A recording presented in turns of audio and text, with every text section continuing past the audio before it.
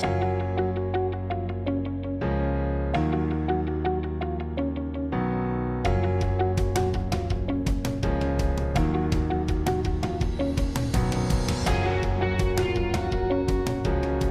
to Coffee with CEF and season 2 of Coffee with CEF. And if this is your first time you're joining us for Coffee with CEF, welcome. Thank you so much for coming.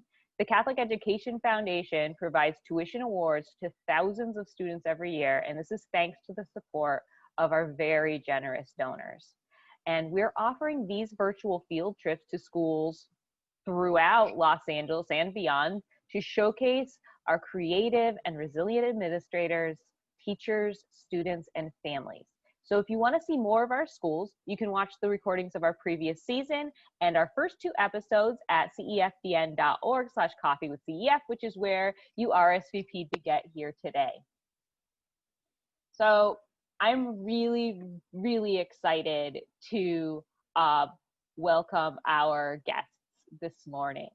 We have Sima Perez, the principal of St. Odilia School, Richard Monteilh, vice principal, Myra Rivas, English language arts teacher, Maria Reed, a student at USC and a volunteer STEM instructor. So Sima is an alumna of St. Odilia School. She attended Catholic school for middle and high school and well in Los Angeles. And she began her teaching career in 2000 as a middle school math teacher at St. Odilia School. And for the past 10 years, she has served as principal. So congratulations on an excellent decade, Sima. And she is the mother of 2 St. Odilia alumni. Richard Monteilh has also attended Catholic schools from K through 12th grade. And he has 30 years of experience teaching English language arts and has been the assistant principal at St. Odilia School for 15 years. For the past 5 years, he's been focused on fundraising and development. He served on the board of directors of St. Mary's Academy and currently serves on the school advisory board at Bishop Conady Our Lady of Loretto High School, which we heard from both of those schools last season. Those are great schools. And Myra started her career in education as an after-school program worker with Beyond the Bell, and then became a teacher's assistant at James A. Fouché Learning Center, which is close by to the University of Southern California. And she began teaching 8th grade science and 6th grade English for the Neighborhood Academic Initiative at USC, which I also taught at for a year, so I was excited to see that. And she's been teaching middle school science and English there for 8 years. She's been teaching middle school science and English there for 8 years. She has been the English language arts teacher at St. Odilia for 5 years. Maria Reed is a sophomore at USC studying chemical engineering with an emphasis in sustainable energy. She works as a STEM instructor for the Viterbi K through 12 STEM Center, where she loves getting to share her passion for STEM with local students. She is from right up north of us in Oxnard, California, and enjoys cooking, running, and paddleboarding in her free time. So thank you guys so much for joining us this morning. First of all, my first question to you is, what are you drinking this morning? Sima, Richard, what's in your cup? Hi, hello everyone, good morning. Well, I had to take out my favorite cup and I want to share with everyone. It was given to me by one of my former students and it's personalized. It says, Ms. Saravia-Perez, the best teachers teach from the heart, not from the book. And so it's one of my favorite cups and I have an iced espresso vanilla latte. I need energy this morning. That sounds delicious. It is, it's yummy. Thank you. I've got my favorite cup. As you can see, that's about as close as my golf ball ever has gotten to the green. So with this cup, I'm drinking the flavor of the month at McDonald's. It's pumpkin spice latte. I think they just opened that up for the month of October. Good to be here. Good to be here, and happy pumpkin spice latte season, everyone. This is Rivas. Myra, what have you got? Oh, I have my favorite cup. It has my baby on it. Oh, So, congratulations. thank you. I'm just drinking regular black coffee. That's what I need in the mornings. I don't blame you. That sounds good. And Maria.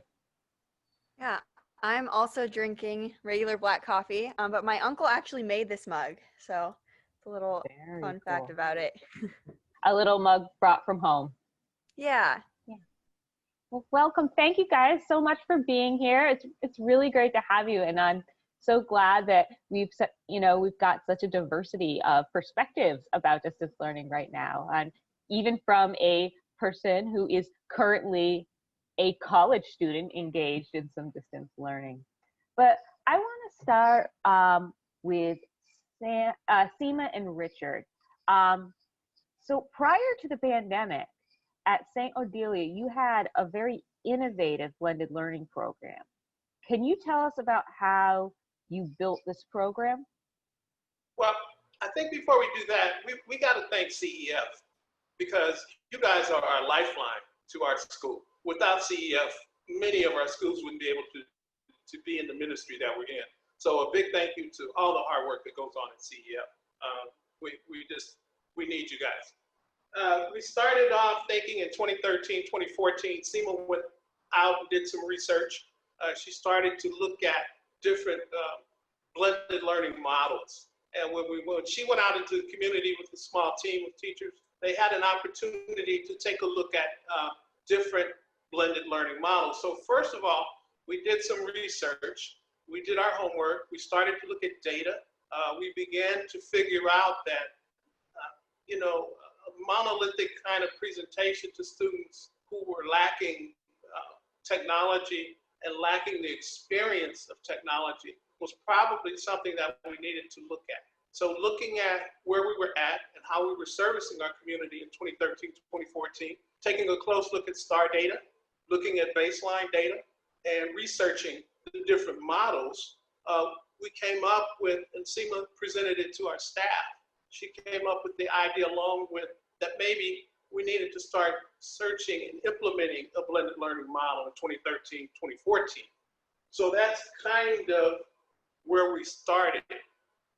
As we began to go through that, we were fortunate enough to have the support of the Specialty Family Foundation, and they were developing grants for development and marketing. So Sima, along with that marketing person, they did a lot of research. I mean, Sima even came up with some stats that were phenomenal, like how many times does the average person look at their cell phone? So as we started to research, we thought that the blended learning model with a 3-station rotation, meaning you would have a teacher in front of a small group, you'd have a group of students actually online curriculum, and then you'd have a collaborative group. Every 20 minutes, generally speaking, those students would rotate. We went to that model because we couldn't go one-to-one with devices. We could not afford that. But we could afford to put 10 laptops or 10 Chromebooks in each classroom so that the 30 kids would be able to rotate daily into those computer stations. So it was taking a different approach. It wasn't monolithic anymore. It was more of an approach where students were engaged. And I think that's what was really important to us, was have students engaging and students working collaboratively together. And as you see from those 2 snapshots from our iLab, students are working together. I mean, they learn to collaborate. They learn to use the technology for a reason other than, just going to check on any of their text messages. So we felt like we had done a lot in terms of changing the culture of education in our school, moving towards engagement. And that was critical for us in the beginning. Can I just jump in there real quick? Sure. Thank you. Very, very nice, Richard. I was a teacher for 10 years. And I remember when I was in the classroom, it was a very traditional way of teaching, where the teacher was at the front and the kids were all seated at their desk.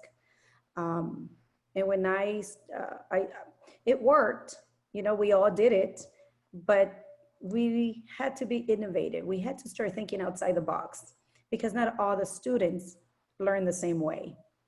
And so one of the ideas that I had with the former DMD is we need to start thinking different. How do we support all students? And part of that idea was, let's, just like Richard mentioned, we visited various charter schools, public schools that had already a blended learning program. And it was almost like Goldilocks. That was too loose, that was too, we had to find something that was suited for St. Odilia School. And just like Richard said, you know, we began looking around, and part of the, what we found was that students need to learn in different modalities, different learning styles. And part of that is they have to be in smaller group settings. Being in a smaller group setting would allow us to break a class of 30 into thirds.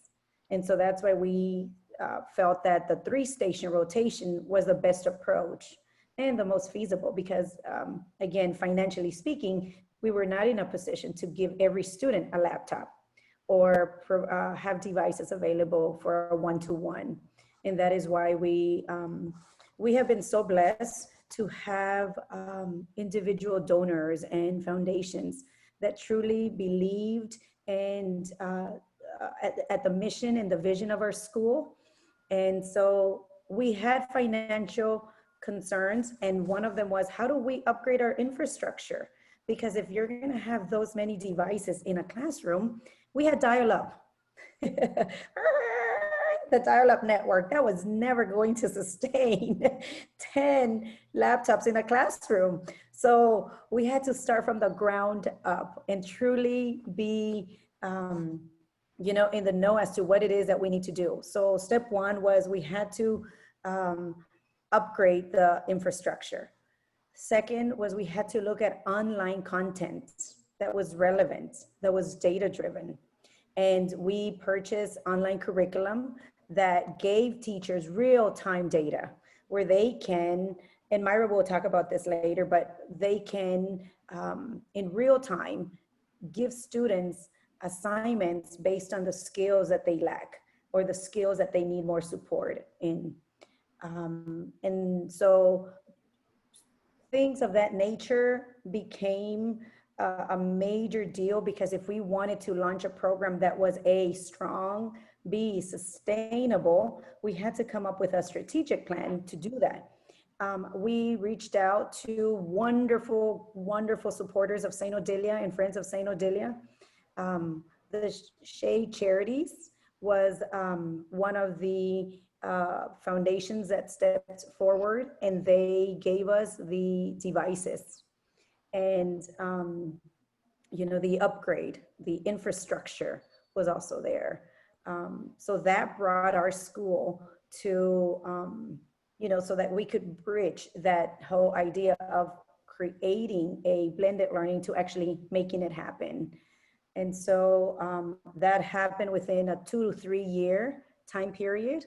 And, you know, yes, there were a lot of hiccups along the way. There have been successes and struggles, but I have to say, we have been a blended learning school for over 9 years now. That's incredible. That is an incredible story. Now, Richard, you've described distance learning as organized chaos in the spring. So can you tell us how you organized your chaos and moved from blended learning to distance learning? It really was interesting because we had, remember, and I love that quote from Churchill. Remember that our students have had 9 years of daily online curriculum. So when we were hit with the pandemic, we were scrambling like everyone else, but we kind of didn't realize that it rolled right into what they do normally daily. It's just not in person. So working with online curriculum, it has so many features that are just remarkable. The online curriculum is remarkable. It does everything from provide instant data to teachers our students had 9 years of being accustomed to online work. So that phase of the chaos was organized. Students, parents, they already understood how to use and what was going to happen with that online curriculum. And that online curriculum that was a part of their daily diet every day at St. Odilia. And I think that helped us organize ourselves a lot better and a lot quicker, because we were moving on our feet. It was a moving, fluid kind of a situation. But I really think in the gray areas that online curriculum experience meant a whole lot, a heck of a lot to our kids, because you weren't just handing them a device saying, go home and do your virtual homework. No, it's more than that. They knew and they understood how their virtual assignments were going to work. And we were just fortunate, again, because of the charity of donors, because of the vision that we had in 2012, 2013, that we were able to make this kind of an organized situation on a day-to-day movement. And I think that was really, really what saved the day for us.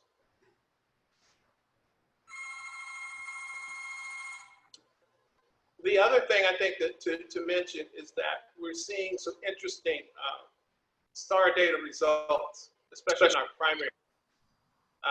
We're beginning to see that, that is pertinent to what's happening now with them.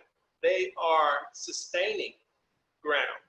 They're sustaining. All the numbers aren't in yet, and I'm sort of an optimistic person, but I think that we're going to see some interesting things. Another final stat data that was interesting was that in 2013, the community that we serve, I don't think Wi-Fi was a priority. But what we're finding out now in 2020 is a lot of our community is now Wi-Fi and ready. They've been moving. So that's some data that's interesting to see come up now, because I think now Wi-Fi is more of a priority for the community that we serve. So interesting data, interesting gray data to come out of a crisis. And I think that this crisis is bringing along, the charity that it's bringing, the people that are responding. I think they know that stewardship is happening here, and they know from our previous record, and they know what we're doing with blended learning. They're very, very supportive, extremely. Thank you, Richard. Before we go on, I just wanted to give a shout out. I saw Tim Smith has joined us. Tim is a big fan of St. Odilia's, and he's the president of the board of CEF. So good morning, Tim. It's really nice to see you. There you are, Tim. Yep. Good morning. Thank you very much. I just love St. Odilia, and I've been out there several times, and I'm impressed. So this is a great story. Thank you. And that is, you've got a good review from Tim Smith, so you know you're doing something right, guys. So I wanted to talk a little bit about your the affiliation. So you talked about how you looked at different online curriculums and you built this blended learning model, but now you're also affiliated with USC as a USC Outreach STEM School. Could you tell us about that and your connection to the Viterbi K-12 program? And I would love to hear from Myra, a USC student and instructor, about this.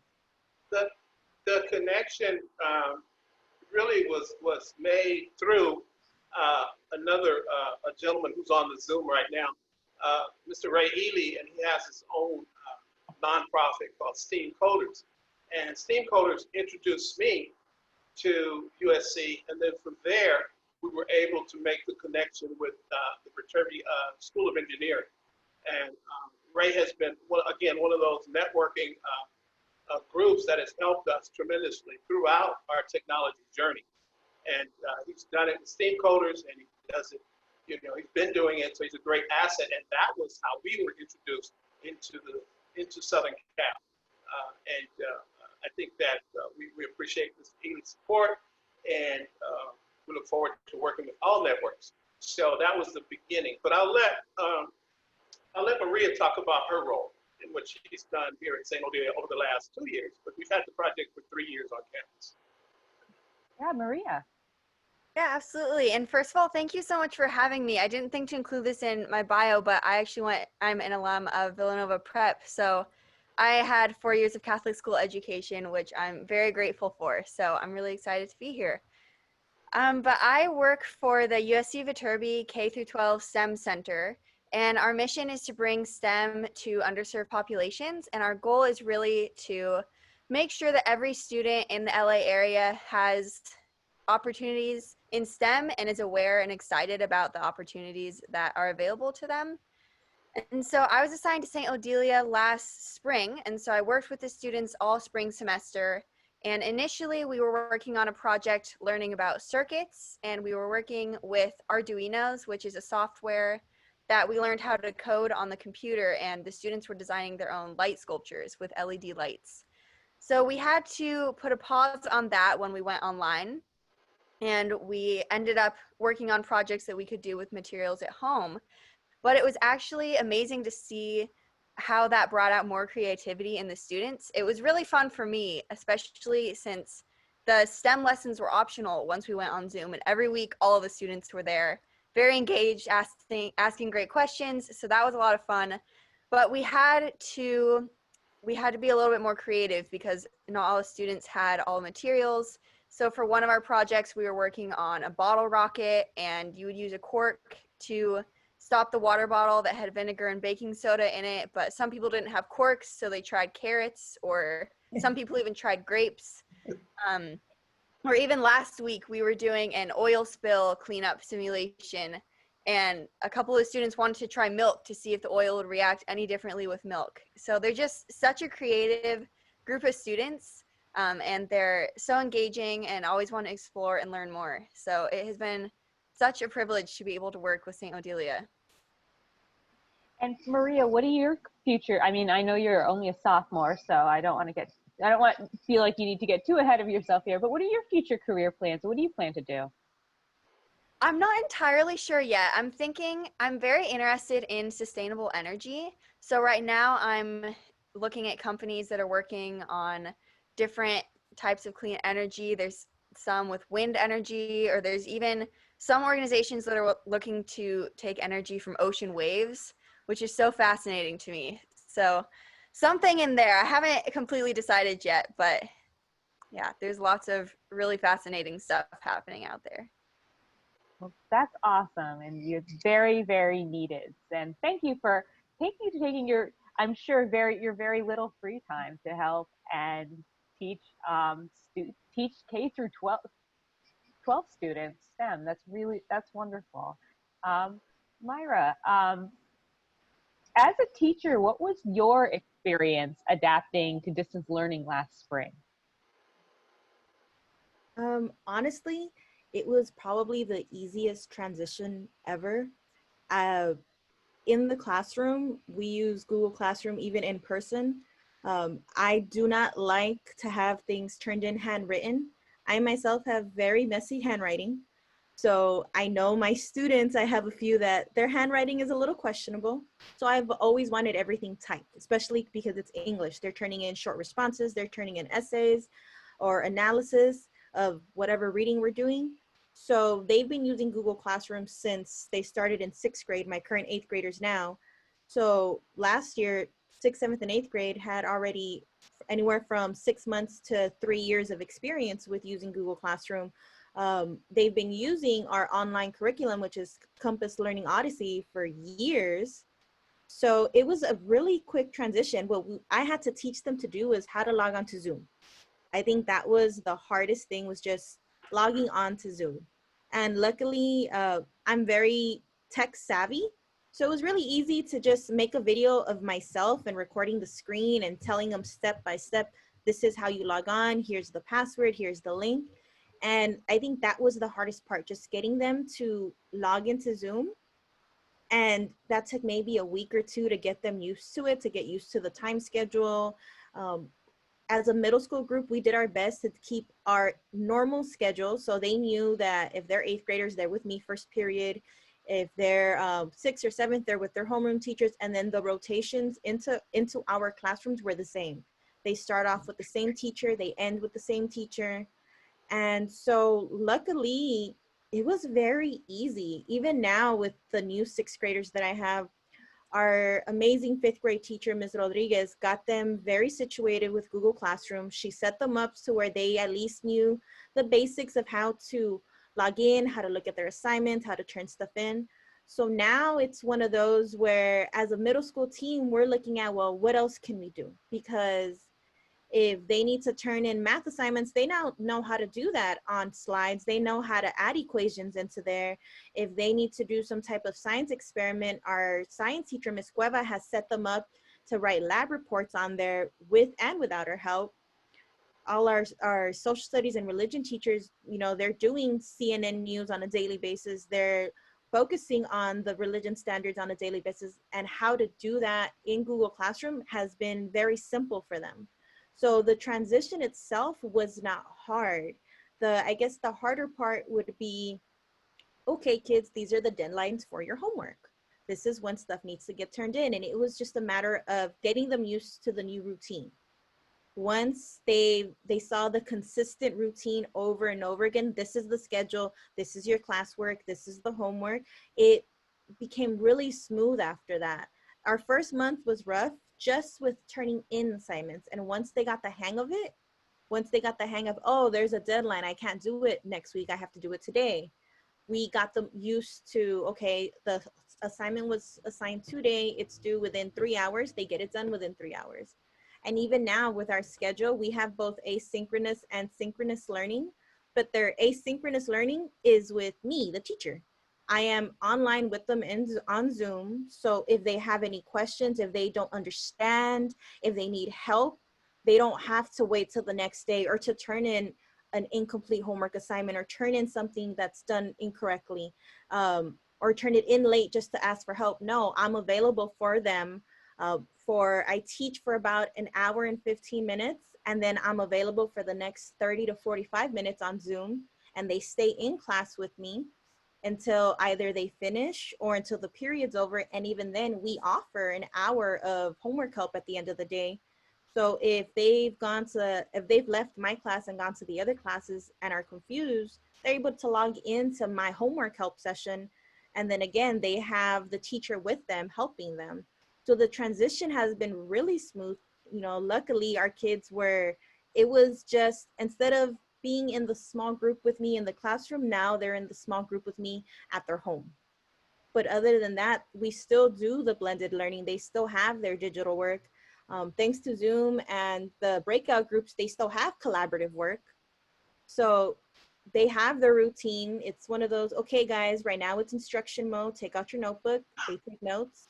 Okay guys, now it's breakout group time. They go into their breakout groups. They get their, we set up activities that they can share and they can all type on at the same time. And then it's digital work, which would be their independent computer work. So for them, the only thing that's changed is the scenery, not really the actual work. I think, again, that says a lot about, I think, the epicenter of our school being blended, the technology being available for them, the students understanding how to navigate through these different programs has been a great asset for us during this crisis. And I think that, our teachers are well equipped in terms of their savvy, in terms of technology. So that has really been a benefit. And as Myra said, a lot of what we do or what we did in person, they're doing it at home. And by doing it and by being familiar with the technology and being familiar with the online curriculum, it's just amazing. And I think that kind of data we're going to continue to look at. We're going to continue to look at, we're going to continue to drive ourselves to make sure that the next component or the next level that we go to will encourage them and empower them. And I think all of our donors truly understand that they're making an impact on this community. They're making an impact on these neighborhoods that we work in. And that impact statement, I truly believe it. because Myra's saying, hey, it was smooth, it was easy, I could do it. You know, that's not what you hear from a lot of teachers that move around. So we're just grateful to have her. We're thankful to have her, and we're going to keep her. I'm going to keep her. So I'm going to stray from the script for just a second because we've gotten a lot of, well, one, you've gotten a lot of compliments I'm seeing in the chat feature, and I do want to draw your attention to one of them.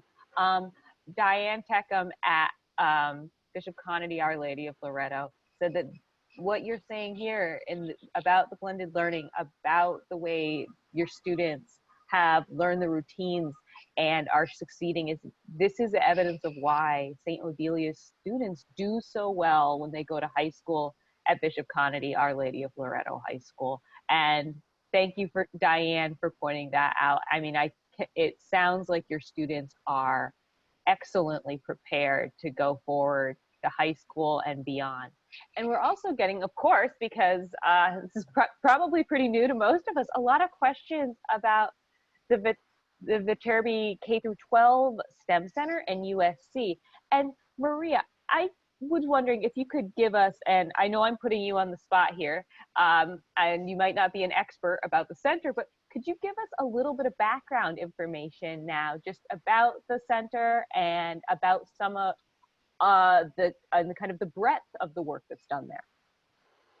Yeah, absolutely. I'm not entirely sure on the numbers. I know someone asked how many schools we reach. I know it's definitely over 100 schools with all of our programs. We reach the greater Los Angeles area, so it's definitely not just limited to in the city itself. But we have several different programs, and I put the link to our website in there if you want to learn more about them. But we have programs like the one that I work in where we have outreach to specific schools. So we have STEM instructors that are assigned to a school and work for that school for at least a semester. But we also have programs, especially over the summer, where we'll have students come to campus and do activities. They're normally a couple weeks long summer camps. We'll have a robotics summer camp or something like that. And we do those during the school year as well. And then we also have some programs where we make the lesson plans and then send them to the teachers so that the teachers can give the lesson themselves and we provide them the resources and then they can teach it. So we have lots of different opportunities and many different programs at the Viterbi K-12 STEM Center.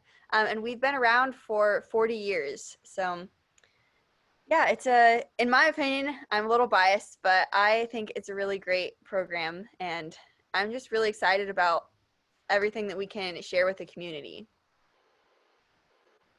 Thank you. I mean, I see, and both of you, Maria and Myra, you worked at the Neighborhood Academic Initiative, which is another extremely successful program of USC to reach out to students in the neighborhood surrounding USC. So I would love for you to just give us a little bit of information about that, because for me, the Neighborhood Academic Initiative is something that is very close to my heart too. So can you tell me a little bit about your experience there?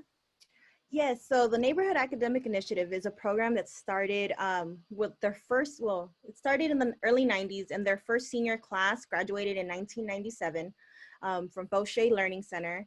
So what this program does is kids in 5th grade apply to this program, and they have to fill out, a short application with some short essays, and they are nominated by their teachers, and they must attend Fauché Learning Center for middle school, so they can be granted a permit if they come from a school outside of the area. And what this does is it requires them to go to Saturday Academy. So they go to Saturday Academy 10 Saturdays every semester, and they take an English class, a math class, a science class, and an elective. Every year they get reevaluated. And if they are invited to come back, they're able to continue the program. If not, then they go back into their regular curriculum, because even their Monday through Friday classes, they are only with the students in this program. They are not with the rest of the school. And if they make it to 8th grade year, then they again have to apply. Once they hit high school, they have to attend Fauché Learning Center for high school. It's a K through 12. And if come senior year, they apply to USC and they get in, they are granted a full academic scholarship for 4.5 years. They are also given priority as for work study for jobs. If we have any openings in the program, they are able to work as either TAs or just assistants around the office. When I started 8 years ago, we actually started our first program. We branched out to East LA. So I actually helped pioneer that program in East LA with El Sereno Middle School. So this year was actually my first graduating class from high school. They graduated from either Nightingale High School, no, I'm sorry, not Nightingale, Lincoln High School or Wilson High School. And again, if they make it from 6th grade all the way to 12th grade, then they get to attend USC if accepted on a full academic scholarship. And even if they don't get in as freshmen, they can still attend community college for 1 year. They have a list of classes that are the minimum requirements. They can reapply to SC, and SC will again grant them, I think at that point, 3.5 years of an academic scholarship so that they can graduate as USC alum. Thank you. It's a really remarkable program. For a year, I taught an elective class on the weekends for NEI, and it was a really lovely experience. The kids are so wonderful and so motivated, and you can tell that they have been, and they're very self-assured too, that if they do their work, that they can be and they will be academically successful. And actually, Fauché has had the largest number of students accepted into USC for the last 3 years, beating out some of the most affluent schools. And if you're unfamiliar with where Fauché is, it's on the corner of Western and Exposition, literally walking distance from USC. The high school students even take first and second period at SC on campus. And their Saturday Academy is all on campus also. So the fact that you have a school that you look up for the ranking on LAUSD, they're a 2 out of 10, and they have the highest number of students getting into USC is remarkable. It's an incredible program. So, and thank you for your service working for them too. It's a really wonderful story. We have a message from Raymond. Wrote to us that STEAM Coders is very proud of our partnership with St. Odilia. The students are well prepared and ahead of the curve when it comes to their ability to use technology as a tool for learning. Sima and Rich are organized, focused, and decisive. You can't ask for more than that. We look forward to collaborating with you for school years to come. So thank you. You've created a wonderful network, and I can really see why this blended learning program that you built, and now this fantastic distance learning program that you built, is so effective and successful. So, Sima, how is the school doing financially? And Richard, I hope you could chime in and please tell us about your needs and how others can help. So what do you need right now? Right. Well, Richard, you'll jump in right after. But right now, I just want to shout out to all the high schools that are here. One of our goals is for our 8th graders, when they leave St. Odilia, to be prepared. We want them to be exposed to technology, to online curriculum. When they leave here, they should have at least 2 to 3 years of coding.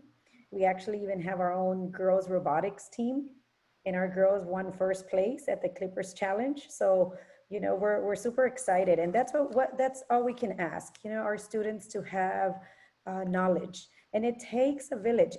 We're not in an island by ourselves. We have so many wonderful support from individual donors, philanthropists, and foundations that see what the need is at St. Odilia. And we're just good stewards of the finances.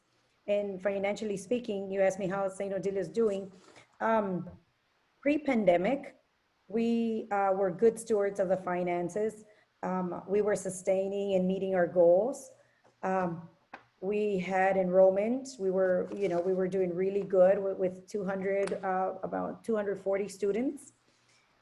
Post-pandemic, it's a little difficult right now because a lot of our families are facing definitely concerns with employment. Um, Due to the economic downturn, a lot of our families have been forced to even leave the neighborhood. I have a few families that left to Nevada for some reason. I don't know what's happening in Nevada, but we lost a couple children because of that, and the increasing inability to pay for tuition. Like that is the most difficult challenge at this time. Um, but, you know, we are in a time right now where we're still moving forward. We are, you know, seeking support from our partners, from our foundations and our individual donors. And we always have to say that even this pandemic, as terrible as it is, has brought something good out of it. And let me explain what I mean by that. So I received a phone call about a month ago from a foundation that said, how St. Odilia, we know St. Odilia, we know that you guys were, you know, are good stewards of the finances. What can we help? And I don't know if you remember, but I told you that we never had a one-to-one device in our classrooms. We only had 10 devices per classroom. So I said to this person, well, we need technology because we don't have enough computers. And can you imagine sharing one computer amongst 30 kids? It's very difficult. And so what the person said was, okay, let's get you computers. So now we are a one-to-one. We are waiting for the shipment. We are receiving 140 Chromebooks, and that will now allow for every class to have at least 30 laptops. That beautiful? God is so good.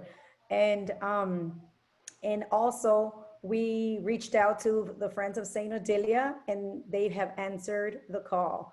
I just want to say thank you to our sister school. And I see a lot of our wonderful, I have to start with Catherine Sanders. Catherine sits on our board, and Catherine is wonderful to St. Odilia. Catherine started the Christmas at St. Odilia, and this was just out of the goodness of her heart. She went out and asked her own family, her sister, her mom, friends from the gym, friends from her kid's school, and they got together, and they always bring the joy of Christmas to many of our families in need. And so that's so beautiful. So thank you, Catherine, for doing that. I also see Elizabeth Bozo. She's a principal at St. Bede. St. Bede is our sister school, and shout out to St. Bede. Also Monsignor Antonio. I love Monsignor Antonio. He is such a you know, a trooper, and him and Father Juan, our pastor, who loves, see, that's a big deal. When our pastor truly believes in what we do, he's out there, he's alongside, and he's such a huge motivator. And also, St. Bede, their fifth graders come every year, and they dress up as Santa, and they bring toys for our kids in TK, Kinder, and First. And actually for the last 2 or 3 years, they brought gifts for the entire school. So it's this beautiful celebration of receiving and giving and just spending time together and appreciating what it is to, you know, to be brothers and sisters in Christ. And I truly love St. Bede. I love everything that they stand for. And I know we gave a shout out to Tim, but Tim's daughter, Catherine, sits also on our board, Catherine Andrews, and she's such a trooper. We have such a wonderful board that truly sees the needs of St. Odilia, and we also rejoice in the successes of our school as well together.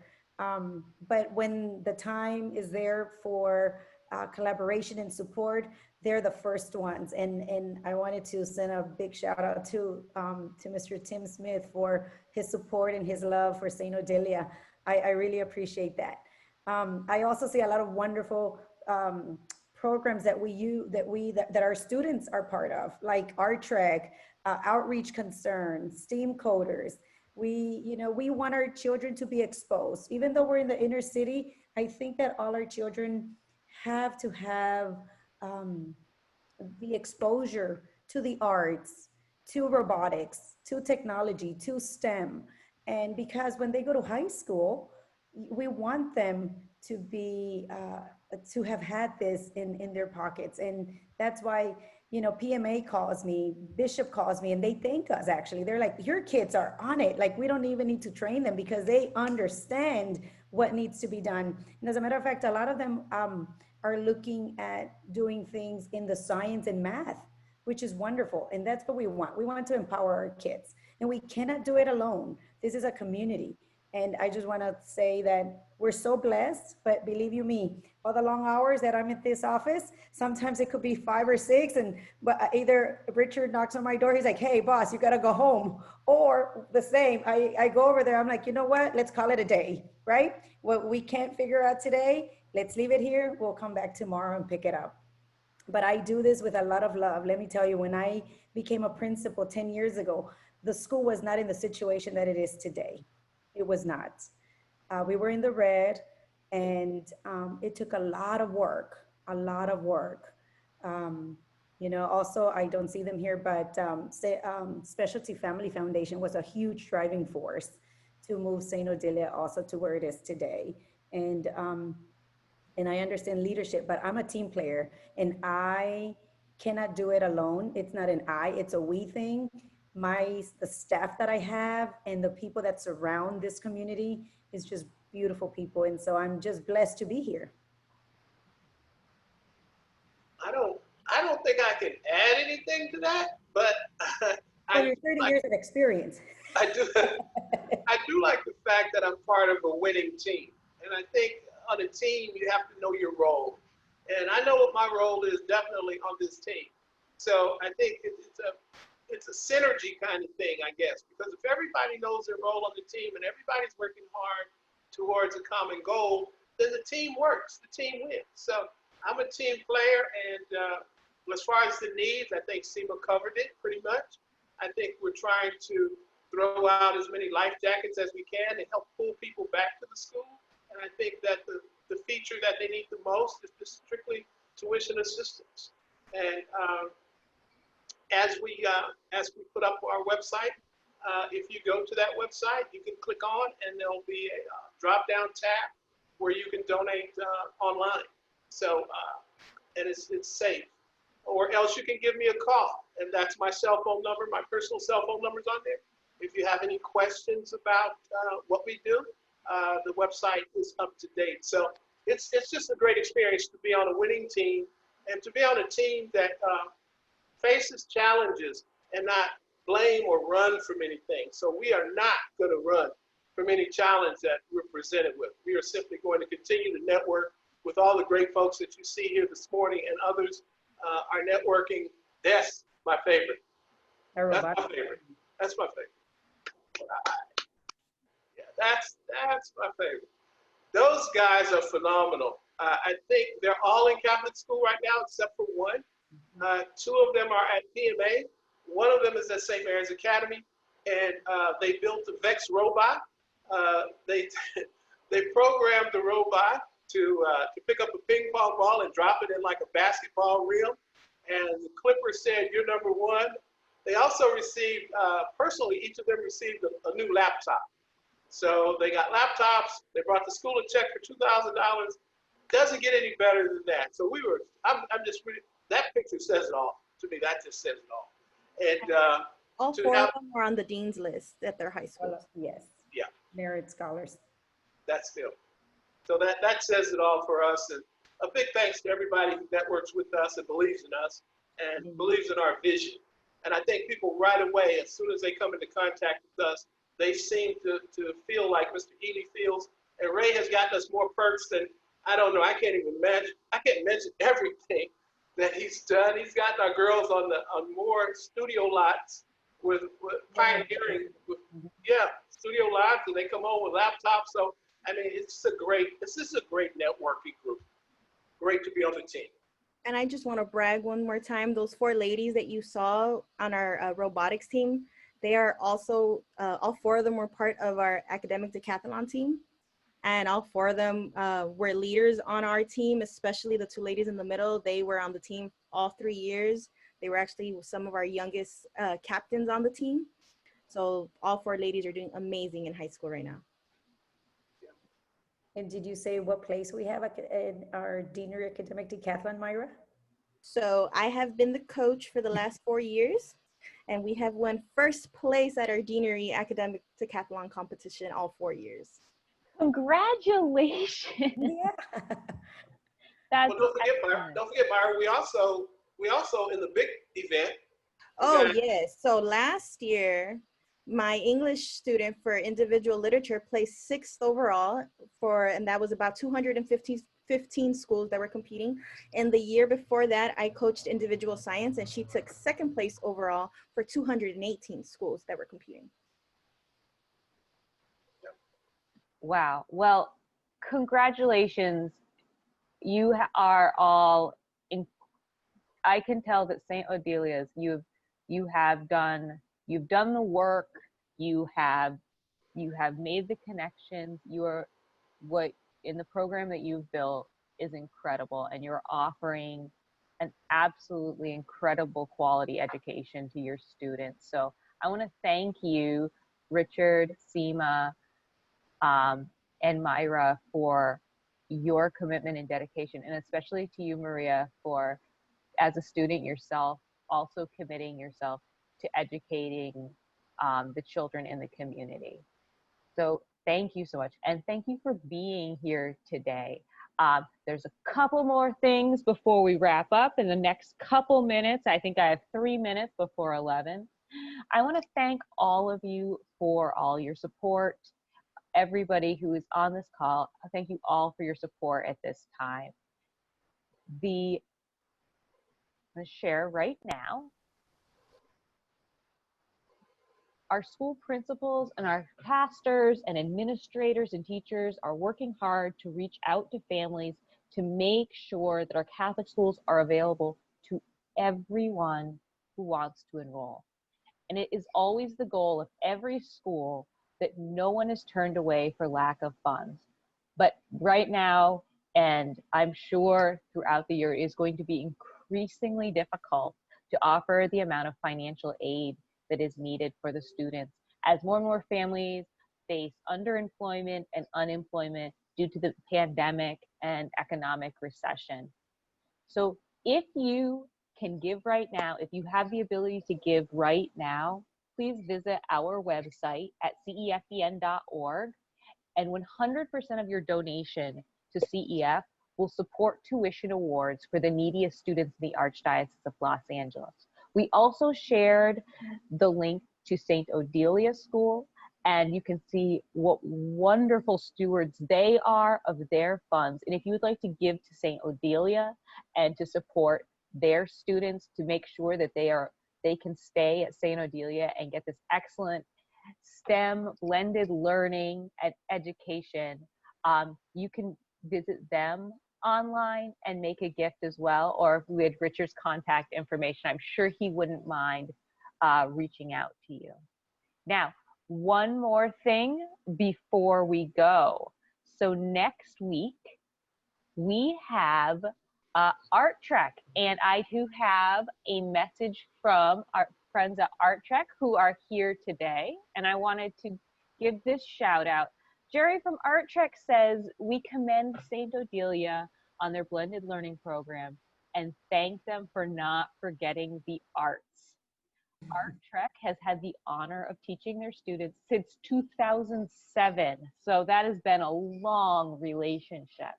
Mm-hmm. Next week, we're going to hear from Jerry at Art Trek about all of the programs that they offer to inner city students and making sure that the arts are still present and alive in our inner city schools. We'll also hear from the Porteous Family Foundation, which has been a dedicated funder of Art Trek and the Catholic Education Foundation for a long time. And one of the principals from the from our inner city school is St. Peter and Paul School, and it is in San Pedro. It's an elementary school in San Pedro. So if you are able to come, please RSVP at cefen.org/coffeewithcef. Thank you so much to all of our guests, and thank you all for coming today. It is an honor to hear from all of you and to see you all this morning. So thank you so much, and we'll see you next week. Thanks for having us, Kate. Thanks, Thank Katie. you, Richard. Thank you, Sima. Thank you.